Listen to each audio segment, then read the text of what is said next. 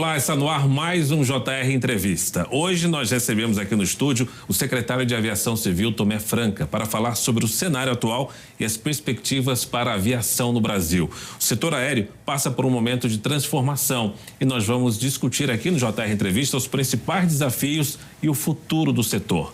Secretário, seja muito bem-vindo ao nosso programa.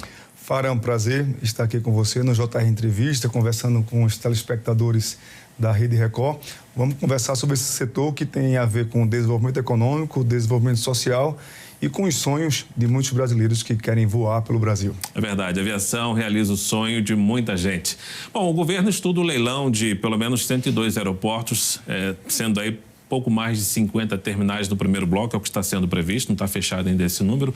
Mas em que pé que está esse projeto, secretário? Então, nós construímos ao longo desses 15 anos uma política de concessões dos aeroportos brasileiros. É uma política que tem trazido resultados muito positivos para o Brasil. Quem viajava há 20 anos e passava pelos aeroportos do Brasil e viaja hoje, sabe que os aeroportos foram modernizados, requalificados, foram ampliados, e isso é fruto da política de concessões que foi iniciada lá atrás, no segundo governo do presidente Lula, e essa política foi sendo aprimorada, avançando nos governos subsequentes. O que é que nós queremos hoje com o programa de investimento nos aeroportos regionais? Trazer o sucesso das concessões da infraestrutura aeroportuária para os aeroportos regionais. Os aeroportos regionais do Brasil são aeroportos, em sua maioria, deficitários, são aeroportos que não trazem benefícios que poderia gerar uma concessão ou uma PPP.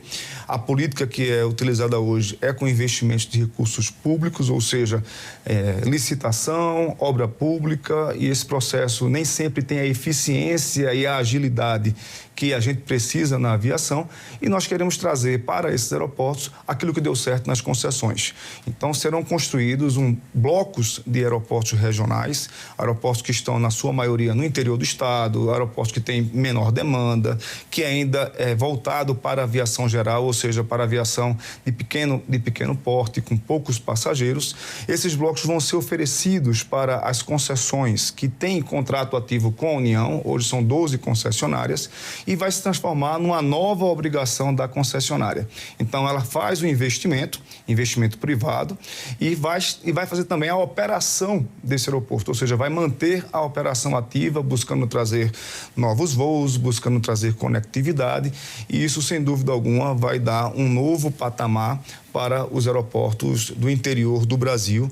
Hoje nós já temos 59 aeroportos com as concessionárias, e dentro do programa há a possibilidade de nós trazermos mais 102 aeroportos, ou seja, no médio e longo prazo a gente pode até triplicar o número de aeroportos que serão administrados por concessionárias que têm a expertise e têm trazido sucesso na administração dos aeroportos brasileiros. O senhor falou que há uma demanda menor para esses aeroportos regionais, mas mesmo sendo menor em relação às grandes capitais, é uma demanda considerável. Como é que está o interesse das empresas para esse leilão? Nós estamos construindo, Fará, a política pública junto com as concessionárias, ouvindo as companhias aéreas, ouvindo quem está gerindo os aeroportos no Brasil, estados e municípios, para que nós possamos apresentar à sociedade uma política mais assertiva.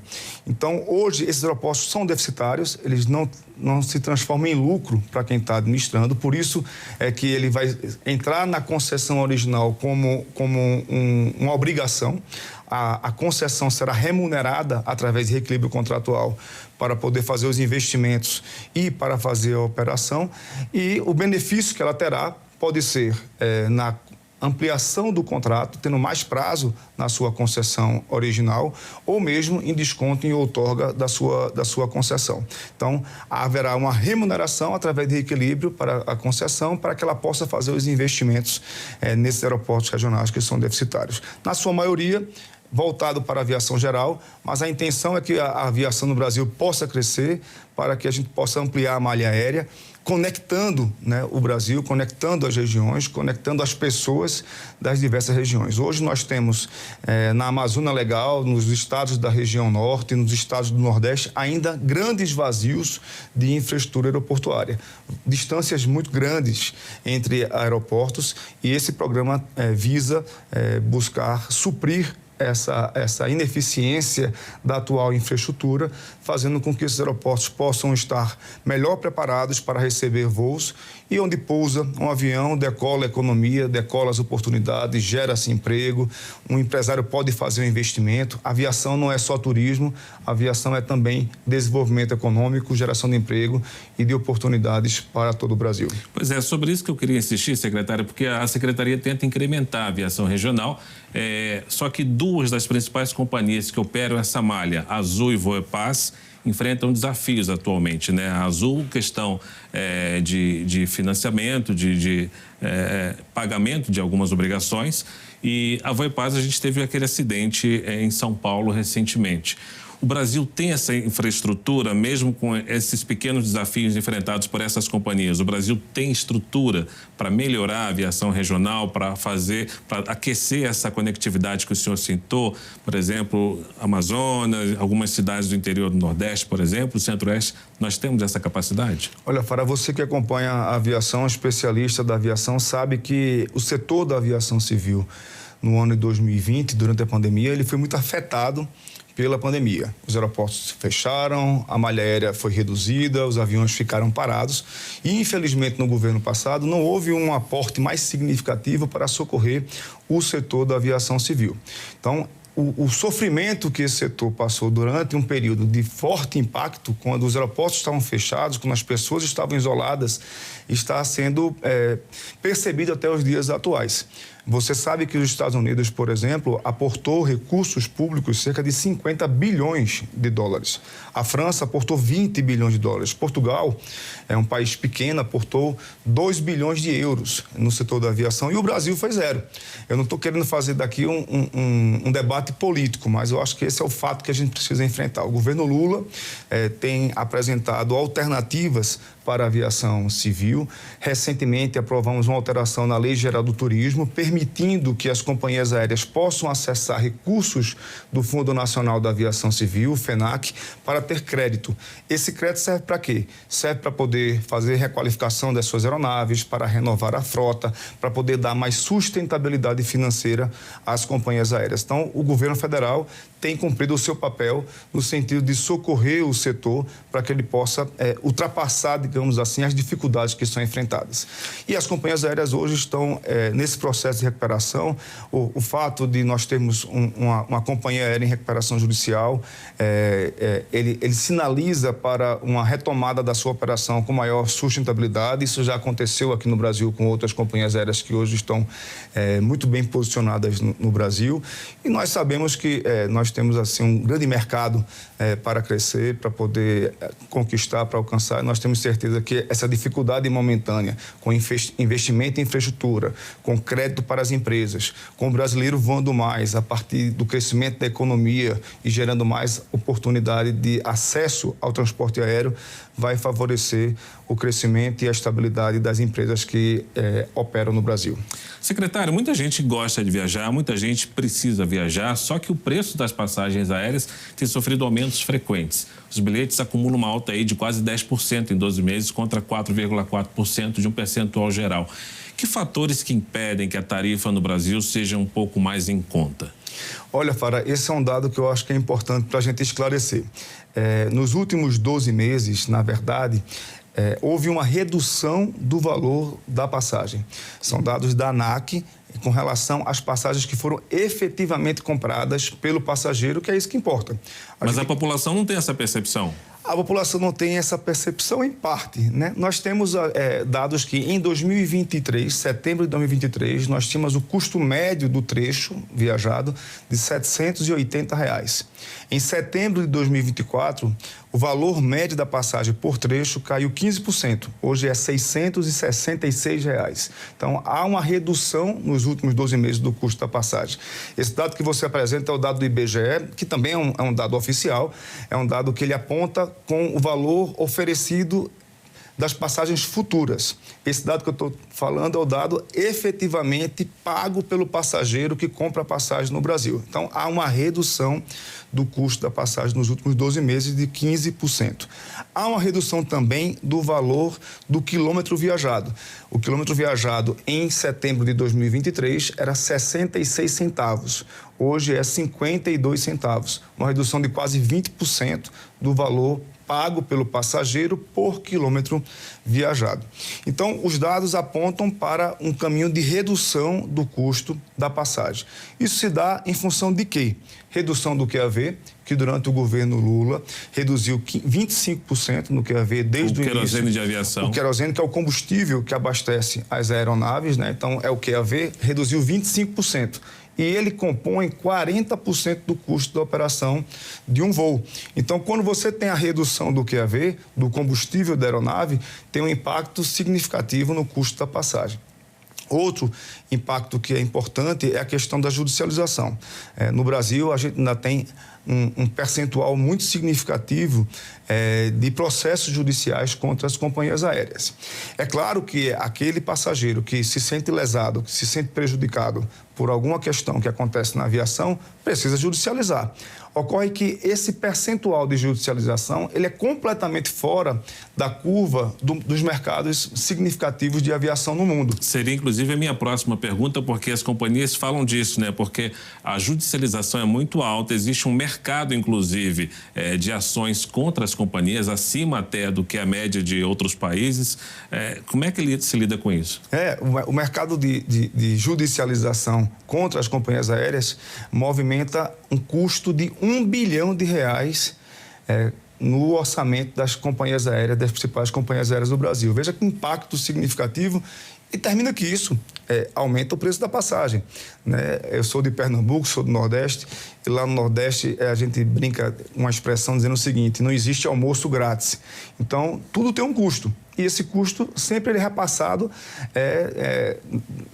diante da tarifa, né, que é colocada. Então, esse excesso de judicialização que acontece no Brasil termina por onerar também o custo da tarifa. E a gente precisa levar essa discussão para a sociedade e também com as companhias aéreas, para poder que a gente possa buscar uma solução para que o passageiro a ele seja oferecido um bom serviço, mas que a gente não pague um custo como esse de R$1 bilhão por uma judicialização excessiva que existe no mercado da aviação civil brasileira. Só para deixar claro, a gente lembra que as companhias têm suas obrigações, os passageiros têm seus direitos, faz parte do jogo o passageiro buscar seus direitos na justiça, mas existe uma indústria aí que exagera, que tenta apenas tirar proveito financeiro dessas questões.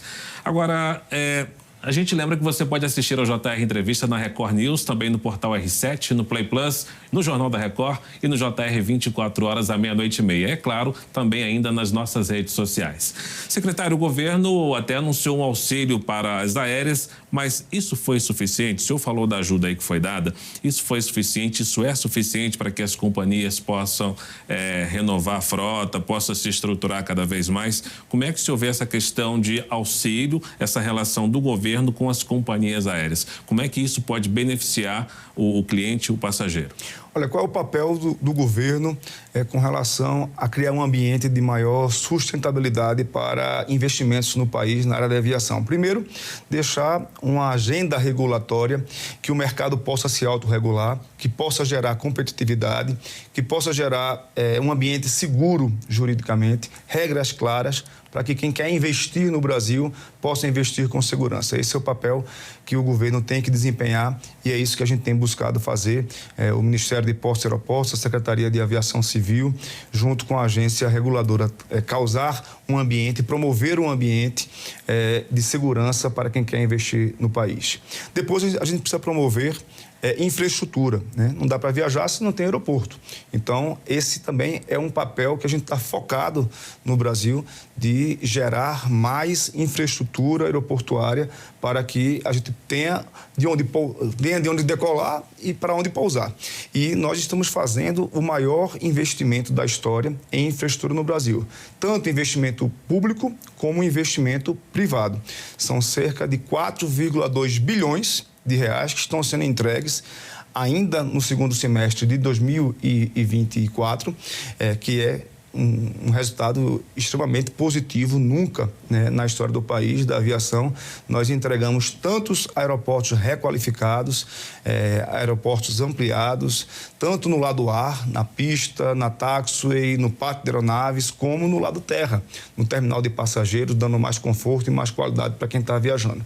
Então, esse conjunto de investimentos na infraestrutura, no ambiente regulatório que favoreça a competitividade e também em crédito para que as companhias possam respirar e fazer novos investimentos. Esse conjunto, esse ambiente faz com que a aviação possa decolar, possa poder fazer novos investimentos, possa renovar a sua frota, possa oferecer um serviço de qualidade que é reconhecido pelo passageiro.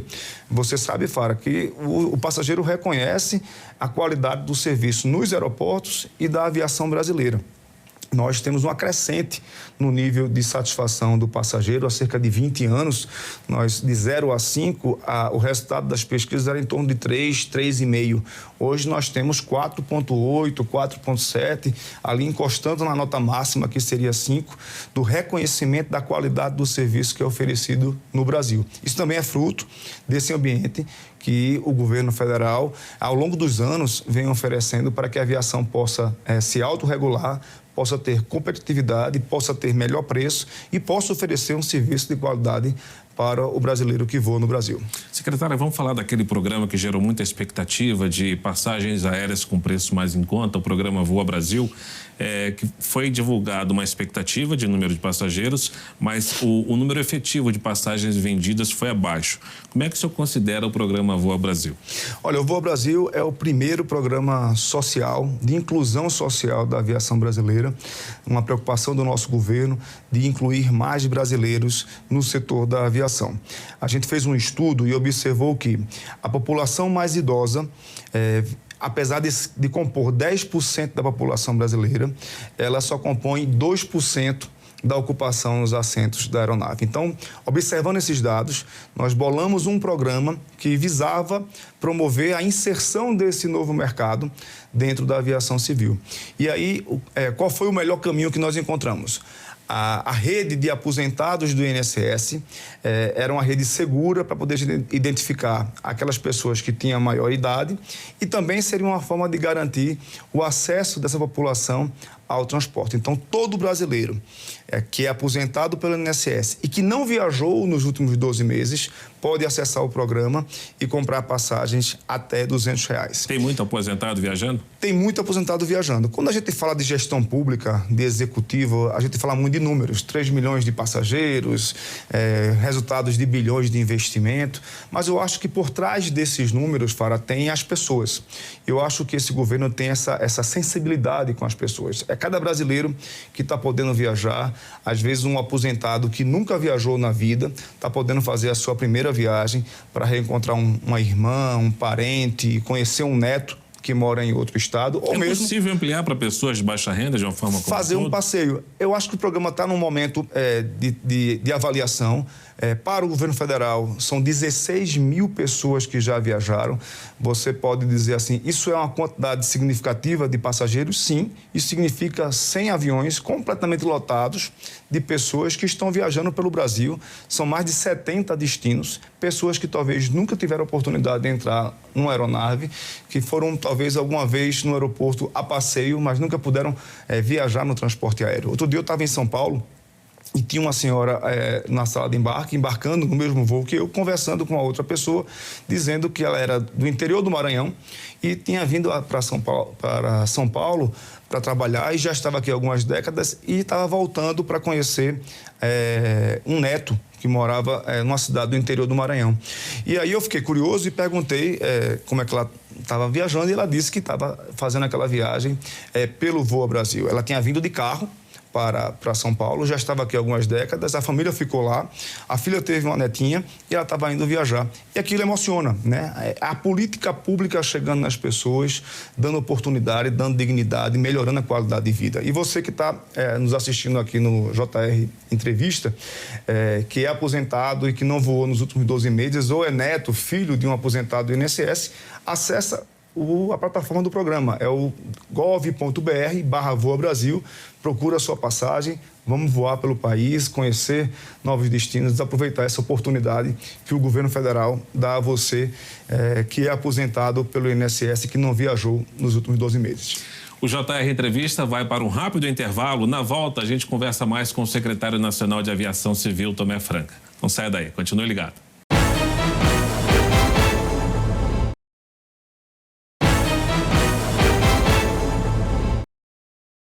Já estamos de volta com o JR Entrevista. Aqui com a gente o secretário nacional de Aviação Civil, Tomé Franca. Secretário, o governo federal encampou aquela ideia do Rio de Janeiro de priorizar voos no Galeão quando boa parte dos passageiros, clientes, queriam Santos Dumont.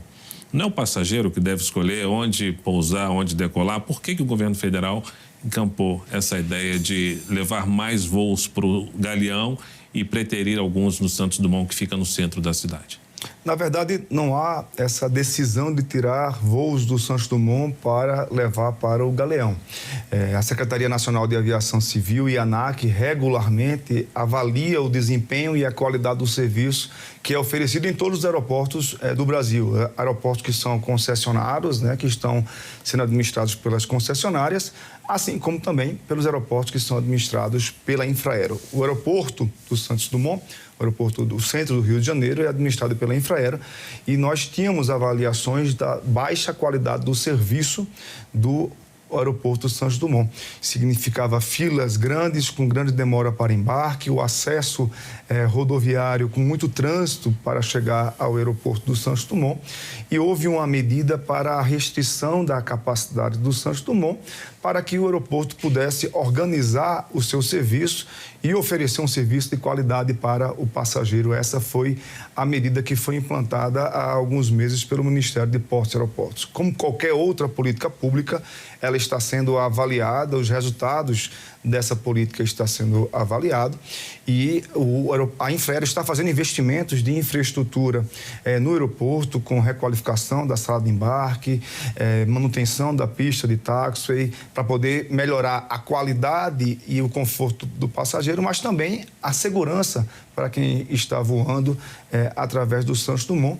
E nós estamos avaliando qual é o impacto dessa política para o terminal do Rio de Janeiro, considerando também outros resultados que estão sendo apresentados pela Prefeitura do Rio de Janeiro, pela Federação da Indústria do Rio de Janeiro, pela Associação Comercial, como, por exemplo, o crescimento do turismo com voos internacionais para o terminal do Rio, com passageiros crescendo de voos internacionais, com o aumento do ticket médio, ou seja, do gasto que esse turista faz na cidade do Rio de Janeiro, no estado do Rio de Janeiro, com o impacto disso também na questão do transporte de cargas, porque isso é importante para o estado do Rio de Janeiro. Então, todos esses aspectos precisam ser avaliados, garantindo a qualidade no serviço do Santos Dumont, e a gente vai colocar tudo isso à mesa para poder traçar qual é a política que vai ser implementada para os aeroportos do Rio de Janeiro. Mas todos esses aspectos, como eu disse, devem ser avaliados, porque o que importa é que o passageiro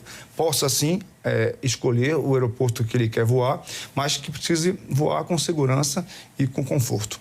Secretário, recentemente nós tivemos um episódio triste, que foi a morte de um cão num transporte da aviação civil.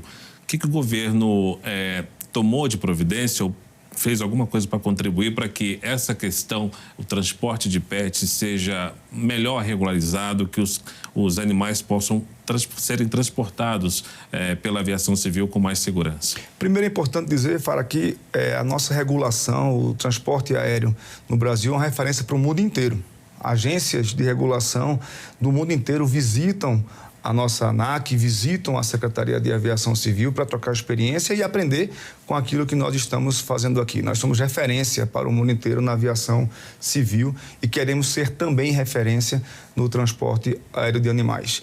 Aquele lamentável ocorrido com a morte do cão Joca fez com que nós pudéssemos abrir uma consulta pública para escutar a sociedade, escutar o setor, de medidas que poderiam ser implantadas para que nós possamos transportar os animais com mais segurança e conforto, garantindo também a segurança dos outros passageiros que estão viajando na aeronave. Foi a consulta pública que mais teve contribuições, quase 4.000 contribuições que foram feitas pela sociedade, com sugestões, opiniões, críticas.